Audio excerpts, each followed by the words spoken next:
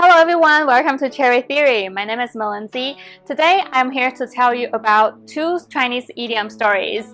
The first one is called 邯郸学步 and the second one is called 东施效颦. So let's begin with 邯郸学步.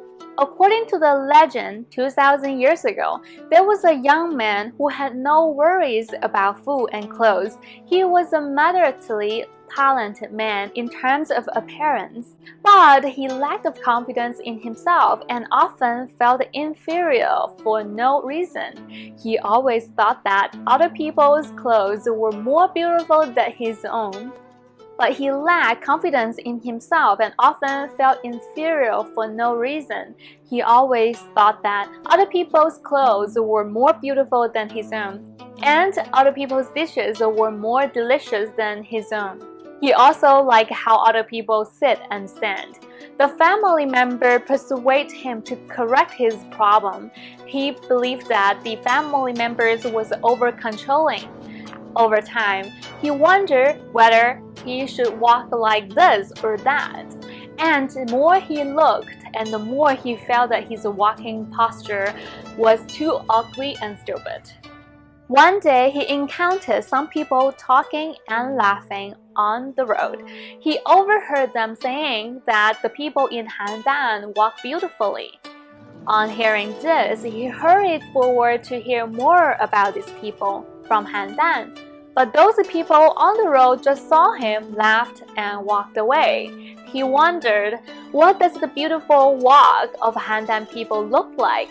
These thoughts stayed in his mind for many days. No matter how hard he tried, he could not imagine it. One day, without telling his family, he suddenly decided to go to HánDān, a distant city, to learn how to walk. When he arrived at HánDān, he found everything new and dazzling. Everyone walked so elegantly. The way the children walked appeared to so lively and beautiful and learned. And an old man walking looked so steady and learned. He spent 2 weeks trying to copy their walking style. He tried and he tried until one day he could try no more.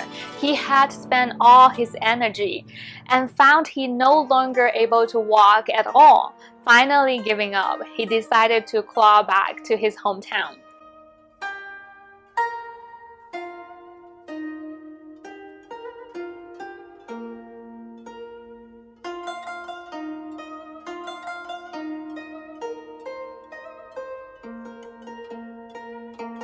So what does this story tells you? If you imitate others mechanically, you will not only fail to learn the strength of others, but you will lose your own strength and skills. Okay, now let's begin with the second story. 东施效颦. What does this mean? Blindly copying others and making oneself look foolish. So the story began like this. Xi Shi was one of the 4 most beautiful women in Chinese history. The way that she moved and behaved was very attractive and elegant, except that she was in a poor health of suffering from heartache. One day, she went to the river to wash clothes. When she finished, she started on her way back to her home, when suddenly she felt a pain in her chest. She held her chest with her hands and frowned. Although she looked very uncomfortable, the villagers said that she was even more beautiful than usual. In the same village, there was a girl who named DōngShī who was not very good looking. She wished to be beautiful and idolized Xi Shi.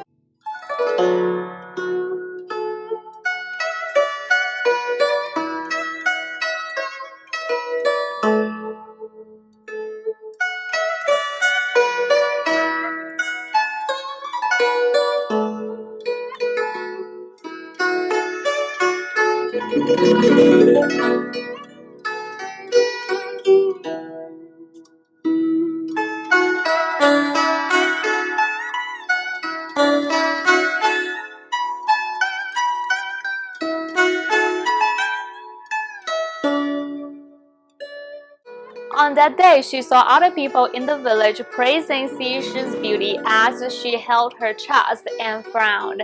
She decided to try to imitate Xi Shi and hold her own chest and frowned.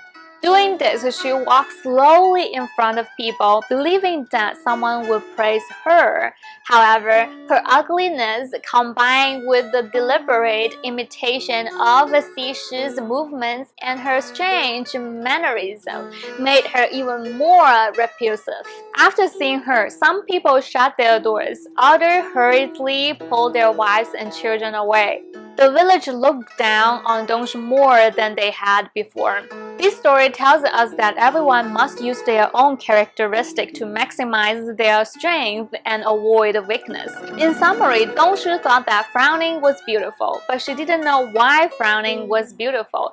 And the young man who traveled thousands of miles to improve his walking posture not only failed to improve his posture, but also ruining in his own ability to walk, and finally had to crawl back to his hometown. Alright, now let's have a really quick look at the Chinese idiom stories examples. 邯郸学步，比喻一味地模仿别人，不仅没学到本事，反而把原来的本事也丢了。Metaphor about blindly imitating others, where not only the imitation falls, but also the original ability is lost. 例子，不管学什么，都不能邯郸学步，生搬硬套。No matter what you are studying, don't be like Han Dan, who simply copy others. 东施效颦，比喻模仿别人，不但模仿不好，反而出丑，有时也做自谦之词，表示自己根底差，学别人的长处没有学到家。Metaphor about imitating others. Not only does one imitate badly, but also makes a fool of themselves. Sometimes it is also used as a word of self-effacement, which means that one's basic foundation is not good enough to learn from other people's strengths. 例子，若真也学习林黛玉葬花，可谓东施效颦了，不但不为新奇，而且更为可厌。If people learn to bury flowers from Lin Daiyu, then they will simply be copycats like DōngShī XiàoPín. Not just only is it not new and impressive, but very annoying. Okay, the usage of these two idioms is as follows. 邯郸学步 is used to when you want to point out someone is doing something that should probably be left to someone else. If you want to put these idioms in a sentence, here's an example. Bob's experience was especially like 邯郸学步. When he saw other classmates signing up for interesting classes, he also urged his parents to sign up for him. He wanted to learn piano and chess, but he didn't insist on both courses for long. As a result, nothing is being learned in the end. On the other hand, 东施效颦 is for when someone is doing something like 邯郸学步. But as a result, they also end up looking like a fool. For example, Lily looks very beautiful in white.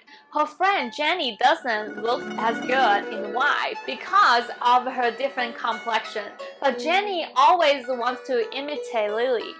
Jenny is acting like 东施效颦. Alright. What do you guys think about these two idiom stories? Let me know what you think in the comment below. If you like the video, please subscribe my channel Cherry Theory and feel free to follow me on Instagram. In this channel, I will be making more videos about language, history, and literature. I hope you enjoyed it and I will see you guys next time. Thank you.